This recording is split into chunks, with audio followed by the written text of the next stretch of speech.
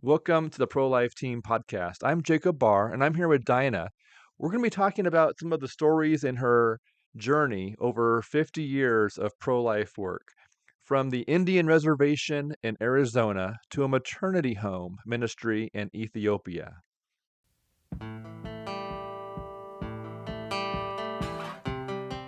Dinah, I'm excited to have you on the ProLife Team podcast. Would you introduce yourself as if you were talking to a small group of pregnancy clinic leadership executive directors? That's my favorite thing. Thank you for having me on. Sure.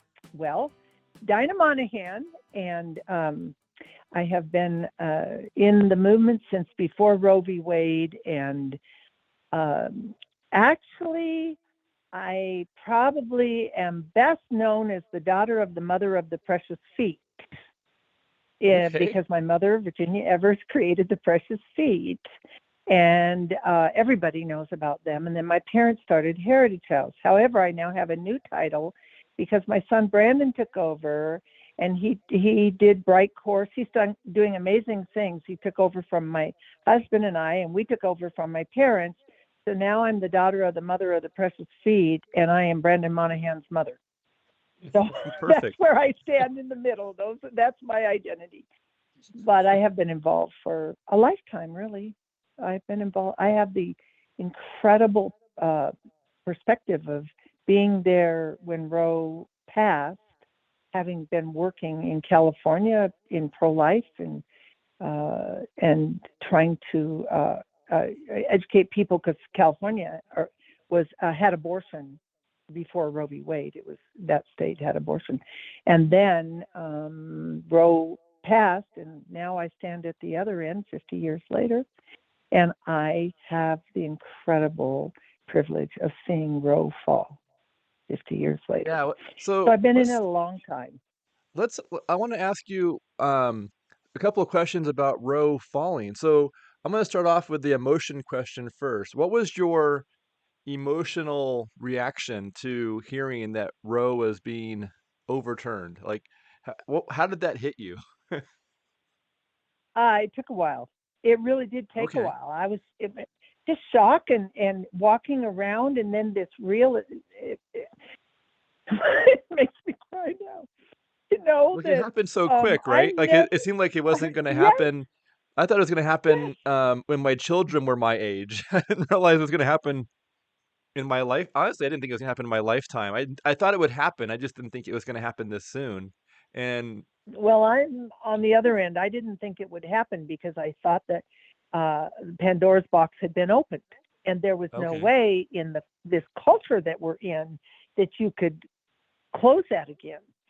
I couldn't even imagine it, and yet because of the appointments on the Supreme Court, it happened. And so you're right, it happened so fast. So I just sort of stand in awe of God that it was at 50 years. It was Yes, yeah, the 49 and a half. Like, it was in the 50th year, yes, which is 50. so biblical for something like Yes, that to happen. yeah, yeah. It just, and then you just sort of sit back and smile and say, "Wow, God, wow, thank you." But then our work is still cut out for us. There's no rest. Yeah. There's no everything shifts, but yeah, and yet So everything funny. doesn't shift.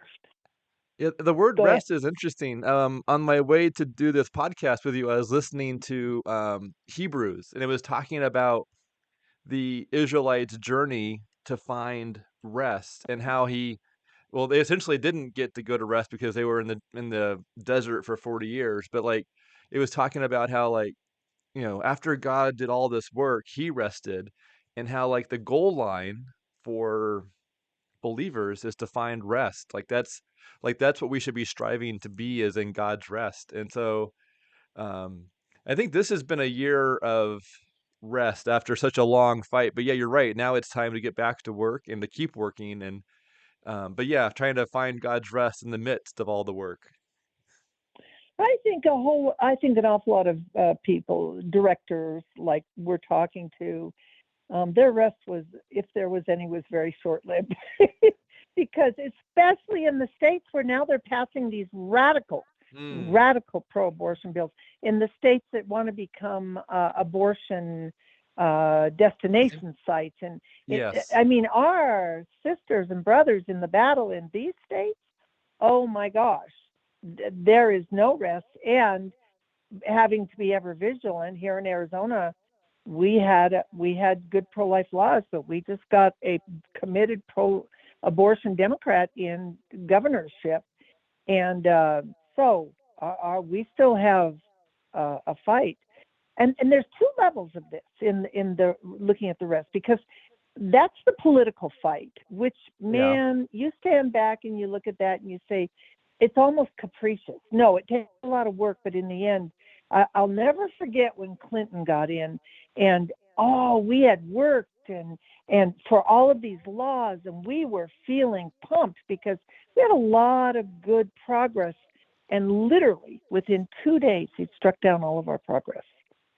So we look at that and we think, and that for me, it was a seminal moment, because I looked at it, and although I believe in political action, I really do. I look at it and I say, it is so tenuous.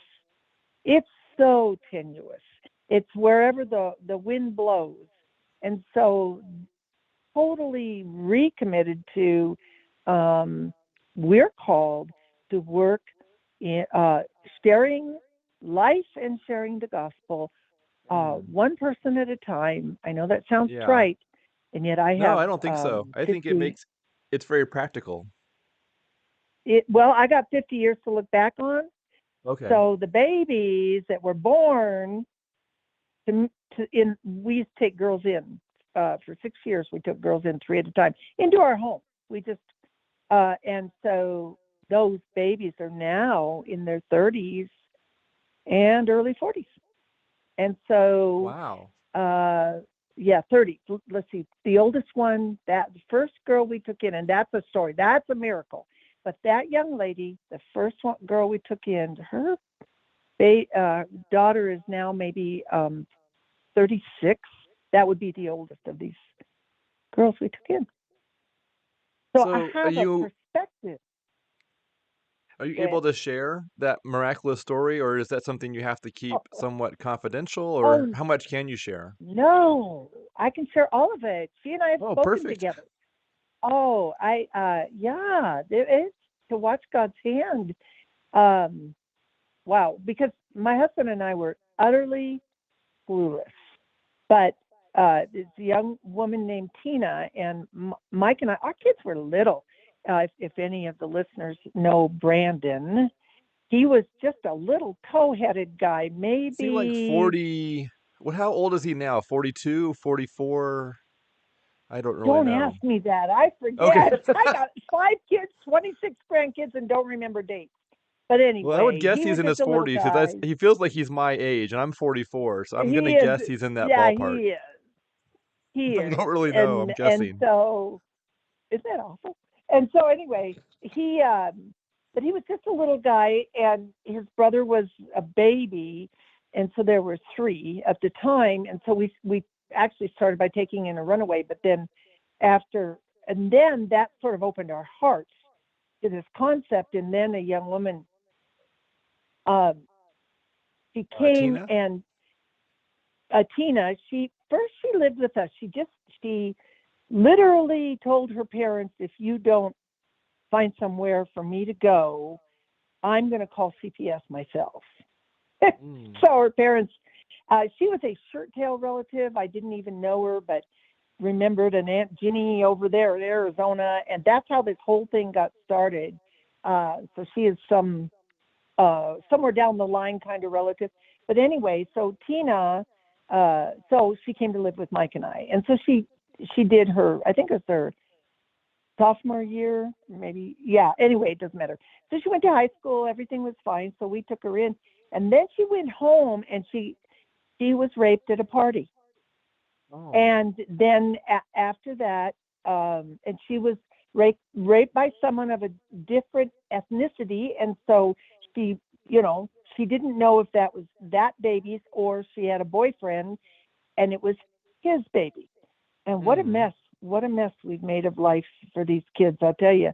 Anyway, so she didn't know, and so we knew we would know when baby was born, but we didn't. There was no DNA or testing or anything like that then, and so she came back to live with us, and uh, she went through her pregnancy and decided to place for adoption. Okay. So now look at all of the threads of this tapestry that are just waving out in the wind, and then how God so beautifully wove them in, because we didn't know anything about adoption. And so my mom comes back from a pro-life event and says, oh, I just met two of the sweetest people. They're a couple and they can't have children and they want to adopt. And oh, I think I have their name on a slip of paper somewhere here. So she handed me the paper, and we called them. And let me go back one step. I knew someone in town who wanted to adopt. They would not take the risk of this baby being biracial. Mm. And which just, I didn't know people thought like that. But anyway, and Yeah. so then, so so so I contacted them. Well, they didn't care at all. They were thrilled. And so the Bynums, it was Pierre and Christina Bynum, and so they talked with Tina, and we worked out the adoption. And I think we went through like Bethany Christian Services or something, and on their end, and so we worked out the adoption. And then she had Catherine is the baby's name, and then they came and flew out, and we had a blessing ceremony, which I did. I've done over 50 adoptions since then. That was the first, and we had this beautiful blessing ceremony, and they took little Catherine home with them, and Tina stayed with us and finished her senior year, and is, by the way, still all these years later, very dear to me, and we are still connected. Okay, now Catherine goes back with Pierre and Christine Bynum. Well, they were so moved by the story of Catherine's life and of Tina, and they were so moved by Tina's, her courage in doing this, that they decided to start a pregnancy center. Now, Okay. that was back when there weren't that many. I mean, we had some birthrights, and then we had Christian Action Council was what CareNet is now, and they had a few, Okay. but it was not the machine, well-oiled machine it is now. And so they decided to open in Maryland, to open the Catherine Foundation. Okay. They opened the Catherine Foundation, and through this adoption, through Tina and what happened to her, I can't even tell you how many thousands of babies have been saved, and how many thousands of young women's trajectories of their life have been changed because they heard the gospel and they received help. And so now that baby, who is now a grown woman, Catherine, she walks with the Lord, loves the Lord, and she has 6 kids of her own. So that's just the hand of God. Wow. And so the Catherine Foundation, I just looked it up online, and it's actually a project that my group has worked on their website. So it's a small world. Oh, really? It is a Yeah. small world. Yeah, we're a Um, pretty tight-knit family, but yeah. I'll tell you, and I was in awe, and that kicked off our whole pro-life, working with the young women, which is always where I landed. Okay. Well, so tell me another, let's go to another story of, yeah, in the historical, yeah, like another part of the history of the pro-life world and your journey in this over these 50 years. What's another story that comes to mind that you'd like to share with executive directors? Um, well, let's see. When I when I first started a pregnancy center and it was down in our little town of Taylor. It was in a little trailer across the street from my parents' house, and it was uh, just tiny, and and so, and it was not very professional. Just saying. But we lived in a very, very rural community, and we were the only center there. And I always had a motto: you do the best you can with what you have. You don't wait till it's perfect. You use what you have, and that's what I had. And so I had a young woman who um, called. Let me think. Was she in? Anyway, oh no. So she contacted me, and she was pregnant. And it was when I had this little tiny place, and she was pregnant. And I gave her the pregnancy test, and she told me it was actually, she was being raised by her grandmother, and she said her grandmother would kill her. She would just kill her. And so uh, I just talked to her and encouraged her. She chose, her grandmother had made an appointment. She called me up. She said she's Flagstaff for an abortion. And she said, I'm afraid she'll throw me in the trunk and drag me there.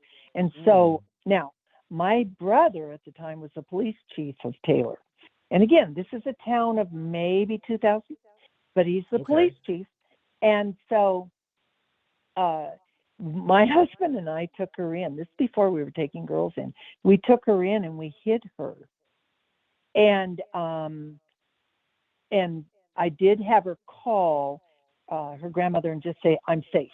And that was it. And anyway, well, my brother got a missing persons report. And so he's looking for this girl, and she's at our house. And so oh my goodness. Her grandmother reneged, and then I was with her when she delivered, and her grandmother was standing, probably 10, 15 feet away, and I was coaching her, and her grandma came up to me, saw that baby, held that baby, and looked at me and said, tears streaming down her cheek. Aww. And she said, I am so grateful. She said, sometimes we do things we're ashamed of, and I'm ashamed of what I did. She said, I am so grateful for what you did.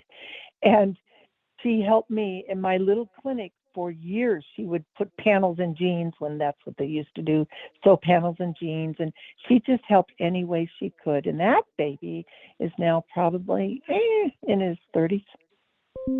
But So yeah, I've got to ask you, what is a again, panel in a gene? I don't know what that means.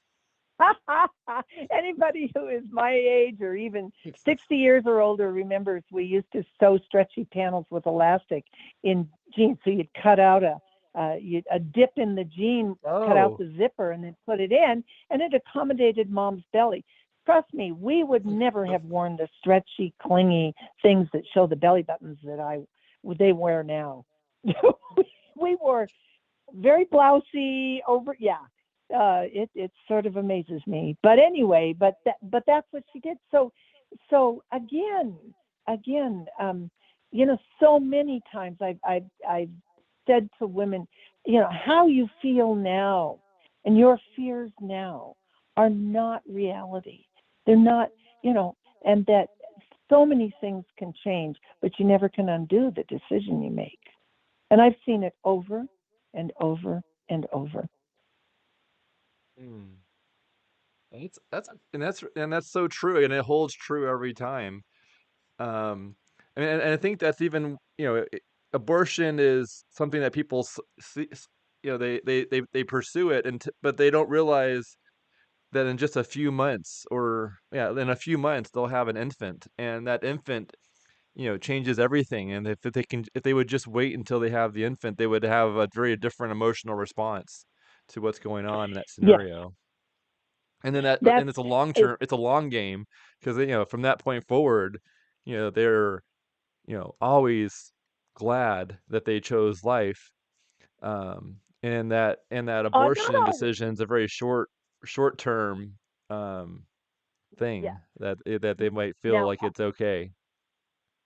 yeah. Although I have to say, not always. And anybody listening, all right, if you rolled your eyes, stop it.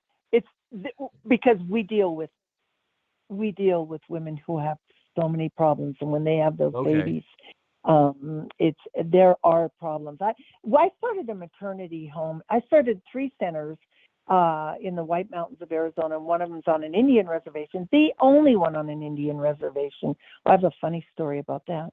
But anyway, and it's still going. And then a maternity home up here in the White Mountains. We took girls from all over the country. It's very secluded, lovely. It was great. But anyway, but it was hard because we got young women who had a lot of emotional problems. They've got this baby, and what do? But you do it case by case, and you trust God, and you get through. And it's you deal with really tough life circumstances, and that's one of the challenges. And also, it's just as a Christian, we walk in it, man. We're mucking in it with our shoes are in the mess in so many of these young women's lives. On the other hand, we walk above it because we have an eternal worldview. And so we're able to walk above it, and we're able to continue doing it, not being sucked in because of the messes that we deal with. And this culture has created so many of these messes. They've taken every safeguard out. They've taken everything out that I knew in the 60s when I was in high school. And you had cultural norms that were safeguards, and they're just gone. It's all gone. So anyway, but I was going to tell a funny story because let's tell a funny story about the Indian reservation clinic. That sounds yeah, interesting. they'll appreciate it.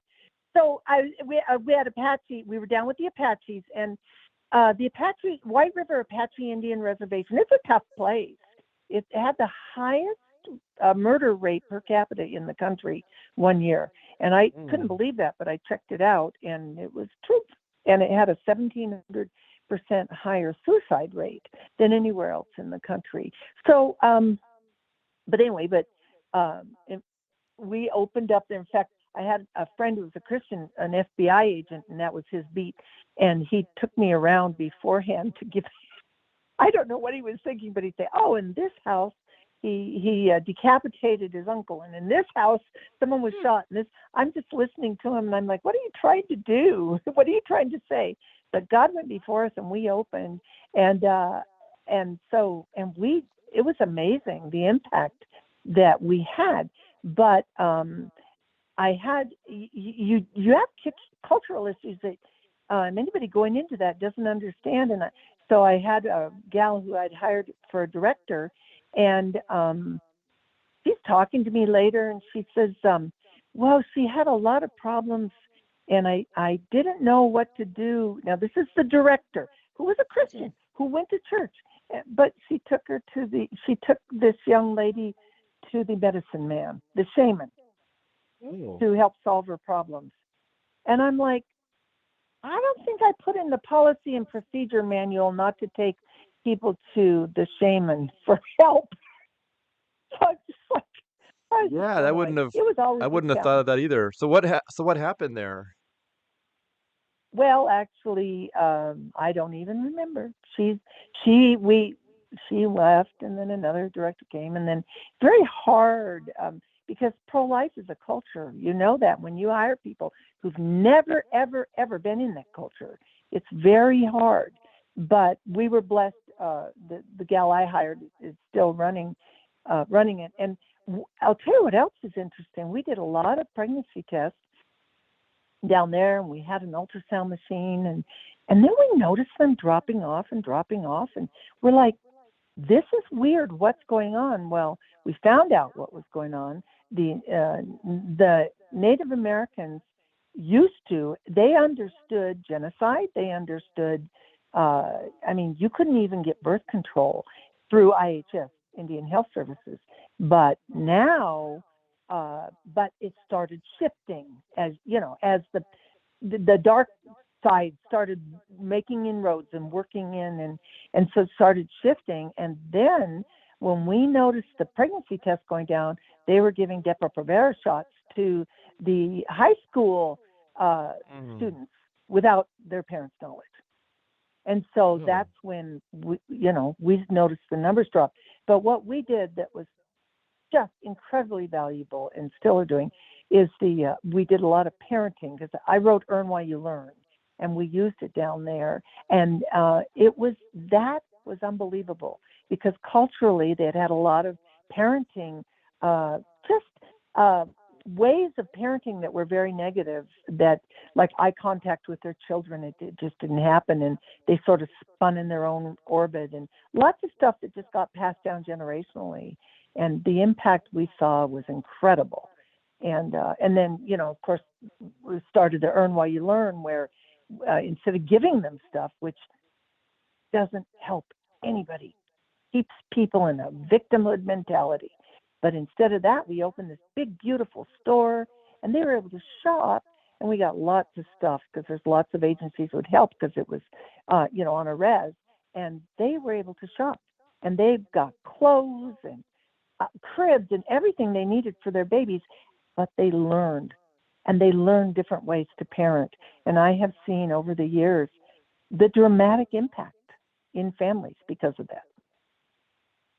So I want to go back to when you said that you noticed that the pregnancy test numbers had dropped. That's interesting that, Mm-hmm. well, one, that you were tracking it with the idea that and then you had the reaction that when less people came in to get pregnancy tests, that there was something wrong, or you were trying to figure out Mm-hmm. like what caused that trend change. Yep. So the number of tests dropping and how did you find that they're taking the Depranova shots, or how did you go about learning that after you noticed the data change? Oh, because down there, there's no secrets. Okay. Down there, because someone found, would say, well, a teenager would say, oh, they gave me a shot. Mom would say, what was it? Then they found out, and yeah, they're giving Depo-Provera shots, which, they don't tell them the risks. Infertility is one of the risks. And Okay. anyway, you find out, and so, and then uh, we got our center was burned down. Burned And we down? rebuilt. Yeah, it was burned down. I'm Oh telling you, my. it's been a wild ride. Yeah, it was burned down, and but it wasn't because of anything to do with abortion. It had to do with we had a men's program, and we called it Warrior Bucks. We didn't give them daddy money. We gave them Warrior Bucks, and it Okay. was run by a guy who was he was wonderful, and they would come in and they would do classes, men's fraternity and different classes, and they would get Warrior Bucks for it. And then I had people donate, and I would get thousands of dollars worth of men's things like sports things and tools and Oh, cool. outdoor kind of things. And they would spend their Warrior Bucks on these things. It was a wonderful program. It was an amazing program. And we had 30, 40, 50 men. And but anyway, there's so many good people down there, but there's a violent element down there and everybody suffers because of it. And so they broke in, and anyway, they burned the place down, and they were after Hmm. my goodies. So from my Earn While You Learn program. So it was a wild ride, but we rebuilt. So Wow, that is a wild ride. Um, so what was it like after you experienced that, burning down, and what was that journey like to rebuild? Like what did that look like? I'm going to press this with. I have a motto I want on my headstone, and it's called "God took care of his idiot," because I just go through and blunder through, and I'm looking at this, trying to figure out what we're doing, and actually it only burned down half, so we were looking at maybe fixing the other half, but then they came and burned down the other half. So Oh, then we're what? saying we're starting. Oh, I know. they came Yeah, I back know. and And we burned the other half. the other half. Yeah, I know. I'm laughing. I wasn't laughing then. I was crying. Yeah. But with that, we have to go in front of in front of the council, and actually the leadership of the council at that point was very. They just didn't like any outsiders, and so when we went, um, uh, I did, we didn't show. We had our people. We had wonderful Apache staff, and they went and asked for it. And there was opposition from the leadership, but it was amazing because all the people in the council stood against him because they had all had kids who benefited. They benefited. Their, nieces, nephews had benefited, and they Mm. knew that, we were not taking anything from them. We were adding to them, and so they gave us permission. And then I bought a used four modular, but in four pieces. But I forgot to ask what it would cost to move it up the mountain. That's what I mean by God took care of his idiot, because then, and but God provided, and we moved it up, and so that's what we're in now. Wow. And it's been broken into. So it's really a challenge down there, but you know what? Unbelievable opportunity to change people's lives as these young women come in and they want to know parenting, and they want to earn, and they want to get things for their babies, and they learn. And in the beginning, they want the things. After a while, they just love the learning, and they, connect with the client advocates who are there. So anyway, so it's still going, chugging along. So, All so when it comes to the burning down of half and then the other half and being broken into, how would you reflect on the verse in the Bible that says what some meant for evil, God used for good? How has that been shown in your story? oh, over and over and over and over again. That's I don't awesome. know. I just look at it, and you never know what would have happened if staying there. We don't get to write the ending to any story, Okay. but where we are now is. I think everybody just seeing God's favor in us rebuilding. We didn't build; we moved four things on, but in all of that happening, and we're still there. We're still there, and they're still changing hearts, and they're still working with people, and the community trusts us, and the community knows that what we do is good. And so anyway, That's awesome. there's nothing easy. Any directors out there will tell you there's the romanticizing of this whole ministry, and then there's the reality of this whole thing, and it's sometimes it's not easy. It's but in the end, how many people? Now I have a high school education, and yet I can be, and this has happened many times, but I'll just give you one where I'm in Walmart here, which is like the center of our universe and the vortex.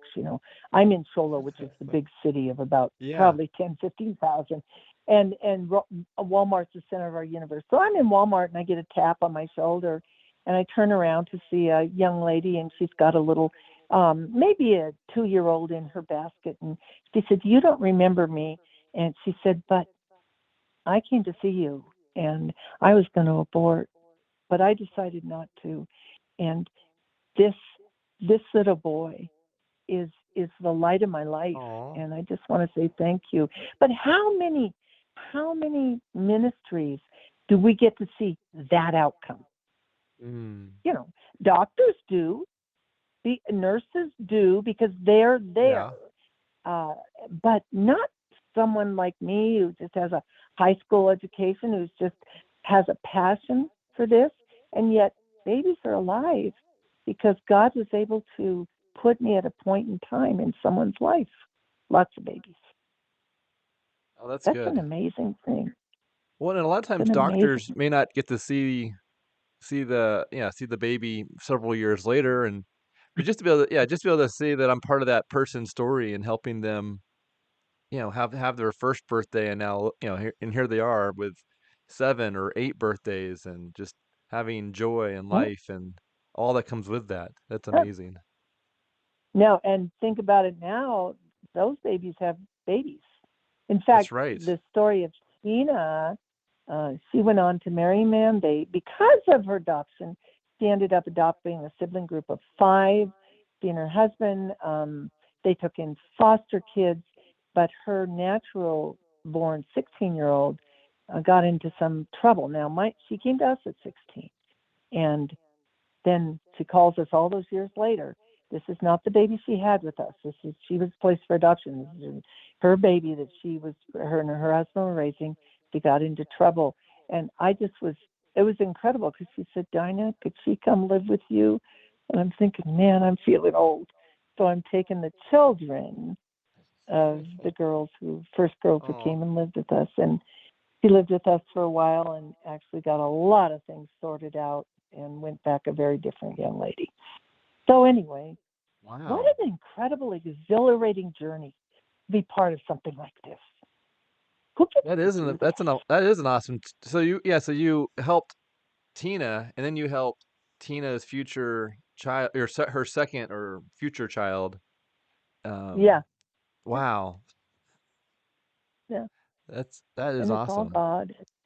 So you talk about, God's stories. They're just, uh, they're everywhere. And any of those directors know because they walked in miracles. We had a sign over um, in our main office, and it said we walk in miracles, and we walked in miracles. We walked in daily. We walked in miracles.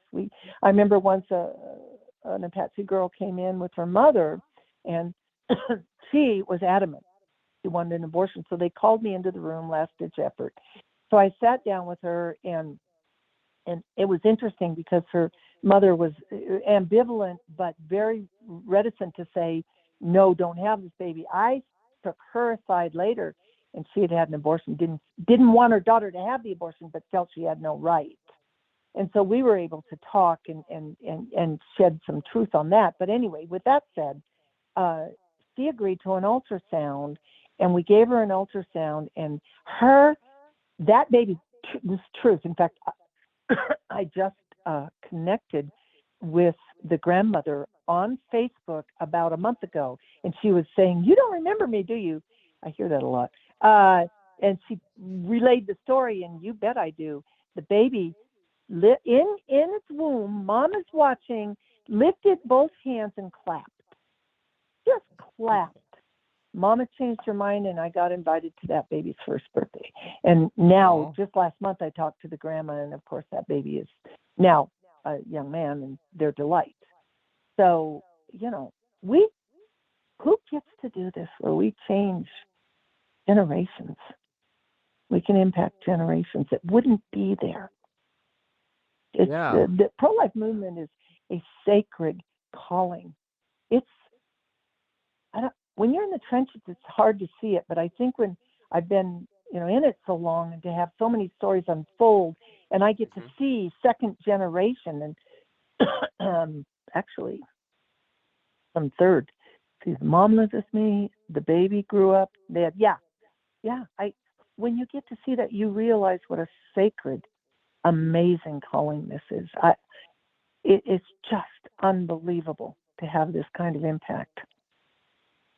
So Yeah, if you think anyway, about it, the second and third generation, those are well, someone doesn't get to the 20th generation any other way except by going through the first and second and third, and so exactly. there's no yeah, it's And sort of like you know we're trying to help save families more so than a child. Like yes, it's an entire family tree of yes, connections that that could be stopped short through an abortion, or they could yep, be preserved through a life yes. decision.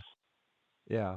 That's we know, and we know that on the back of that tapestry, it's the most tangled looking thing you've ever seen, but on the front, it is beautiful. And that's the tapestry God is weaving because He sees all those generations forward, and He places us in that room with that girl for that time. It's an amazing calling. And I want to just say something Yes. about, because God He has been so good to us. And uh, my husband and I, he passed away 6 years ago, but before he passed away, the 5 years, 6 years before he passed away, he and I, maybe seven, he and I took a trip to Ethiopia, and we had no idea why we were going. We literally looked at each other with suitcases packed, and someone said, "Why are you going?" And we looked at each other and said, "Why are we going?" And we met up with someone we'd never met who had a ministry there. And so we're in Ethiopia. And God brought in front of us over and over and over pregnant women who had nowhere to go. And over here, they have so many safety nets. And I started a maternity home and ran it for 20 years over here in the White Mountains. So then I retired, and then I'm over there, and I'm listening to these stories and looking at where they lived, and it's just stunning to me. But anyway, so we went not knowing where we were going. By the time we left, we had started a maternity home in Ethiopia, and it ran for 5 years, and every one of those babies were slated for abortion. And actually, I'm still doing it, but a different way. I'm leaving actually in 10 days to go back. So anyway, but you see that bloodlust, that evil bloodlust that is Planned Parenthood, is also Marie Stopes in Africa. And so you said Mary Stopes. What is Mary Stopes? It is the Planned Parenthood equivalent. It's a woman. She would be the equivalent of Margaret Sanger. Oh my goodness! Yeah, I've never heard about Mary Stopes before. Yeah, she's the equivalent of Margaret Sanger, and they have abortion clinics all over. And I got to tell you a funny story. So anyway, okay. I don't know if this is going the way you wanted to go, but anyway. Oh, that's perfect. So we're in Ethiopia, and Marie Stopes, the abortion clinic, they put a blue star, not the Star of David, but a 520. They put a blue star. Any business where they have gone in and given them pamphlets, they give them a blue star. Stores and they display it, and women know they can go in there to get abortions. And so I'm looking at that. Oh yeah, they've got it nailed. They're so busy in Africa, and it's it's racist. It is so racist. They're poor, they're disadvantaged. Let's just both infertility. They have a lot of things that result in infertility, and also let's abort their babies. So anyway, but I'm looking at these stars and I'm thinking, all right, we need our own symbol. So we developed a sticker that is the equivalent of I'm a child, not a choice, in two languages, Amharic and Oromo, which are the two major languages there. And anyway, and there's these little things called bijages, and they look like beetles on motorcycle fronts. They're three-wheeled, and that's where they look like. If you've ever seen them, that's how everybody gets around. So you hop into a bajaj and you go around. Well, they're like scurrying around, like beetles scurrying around. So we printed up these big stickers, probably 12 inches across, ovals, and we went out and we stuck them on the back of all we asked them, they were all excited. So they just wanted something cool. All these hundreds of Bajaj drivers had this sticker stuck on the back of their little Bajajes and all over the city. So we had a pro-life statement all over the city and a number they could call. It was pretty cool. Wow. It was just, it's just like seeing something and just don't throw your hands up. Just look for a creative way to deal with it and to counter it. Yeah. And in fact, I'm going back the 10th to meet with some very committed pro-lifers to start an organized pro-life organization. And Raul Reyes is coming, and he's going to talk to them about how to present the pro-life message. And then we're going to also work with women. See, because now what's happening, it's not the Muslim women who are getting abortions, because they are very pro-life.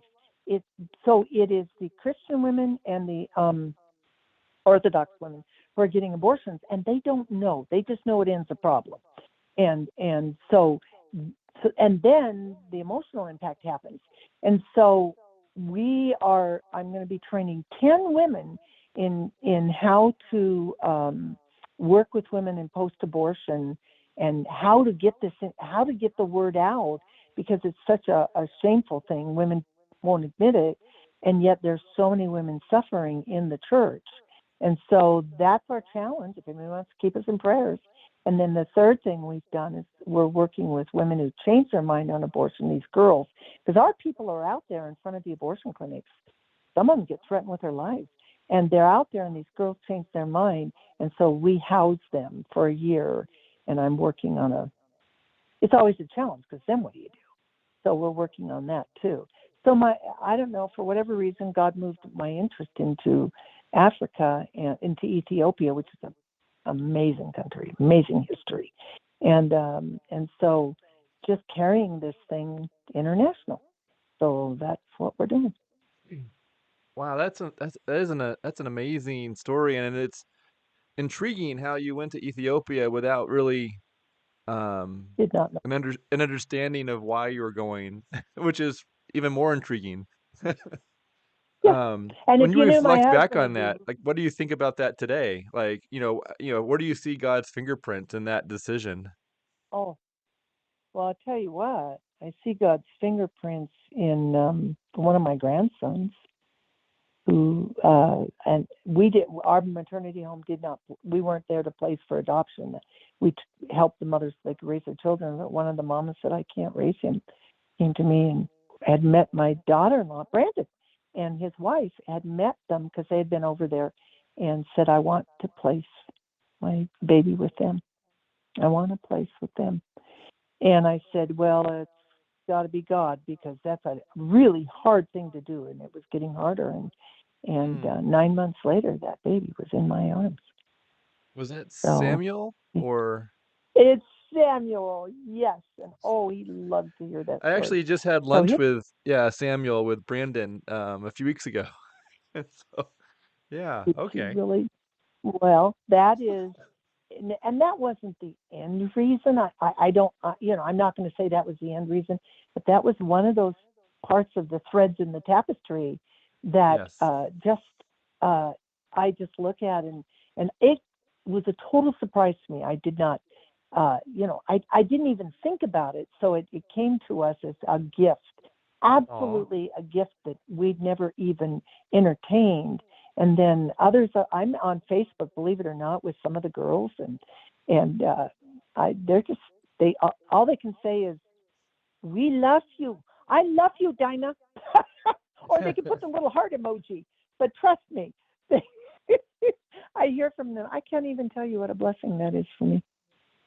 Just Aw. know these girls, and many of them are walking with the Lord, and it's hard. It's a struggle there, but Well, thank you. I don't This know. has been such a good experience or time hearing your stories. Would so to wrap up this podcast, would you say a prayer that those who are listening could pray along as, praying for the work and the space that we all find Yeah, ourselves in this pro-life world? I will. I'd be honored. Let's go.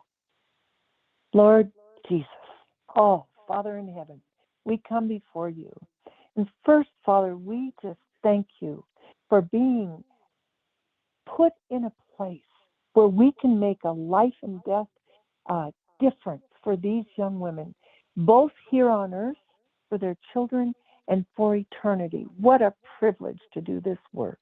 And Lord, I lift up the directors and the client advocates who are listening to this, Father.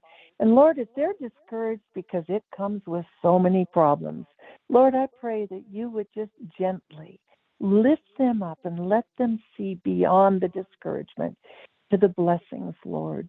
Father, I pray that as these women walk through the ministry, daily ministering to each of these women, and it's exhausting, that Lord, you would be their strength, Father, that you would be their sustenance, Lord, that you would just remind them that sometimes that tapestry looks awfully messy from the back, but you are always, always, always weaving something beautiful for your glory and for the blessings on generations.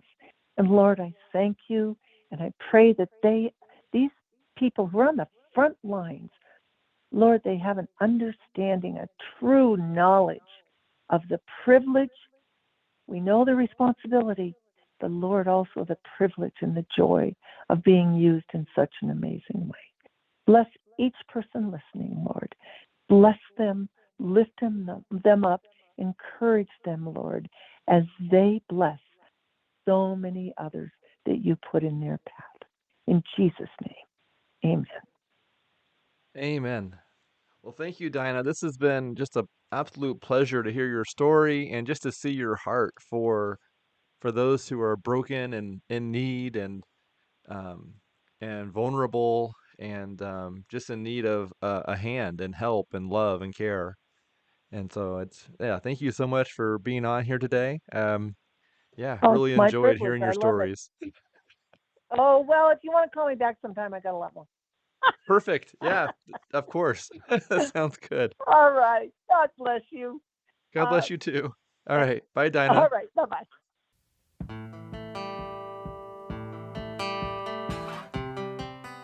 Our sponsor for this episode is Patriot Insurance. Running a pregnancy center can sometimes feel like a whirlwind, but you shouldn't feel alone. Patriot Insurance has been helping the pro-life community since 1989. They have your back, so you can focus on what matters most, saving the lives of babies and mothers. Supporting our sponsors like Patriot Insurance supports the Pro-Life Team podcast. Thank you.